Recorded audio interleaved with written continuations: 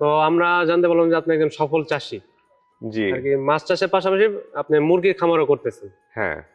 তো এই সফলতার পিছনে যে একটা গল্প আছে, যদি আমাদের দর্শকদেরকে একটু বলতেন তাহলে আমার দর্শকরা অনুপ্রাণিত হয়ে গল্প সামনে আসলে আগাতে পারতো। সেরকম কিছুই নাই, আবার গল্প বলতে আসলে স্ট্রাগল ছাড়া তো বড় হওয়া যায় না। জি।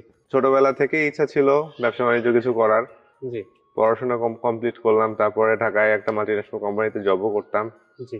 কিন্তু আসলে বাবা মার কাছে থাকার ইচ্ছা এবং ব্যবসা নিজের একটা কিছু হবে, জি। এটা চিন্তা করেই বাসায় এসে একটা ছোট পুকুরে শুরু করলাম। তো এর আগেও অনেক মাছ ছাড়ছিলাম, অনেক কোম্পানির মাছও ছাড়ছিলাম, খুব একটা আমি সফলতা পাই নাই। জি। এখানে আমার জানার ভুল ছিল। জি।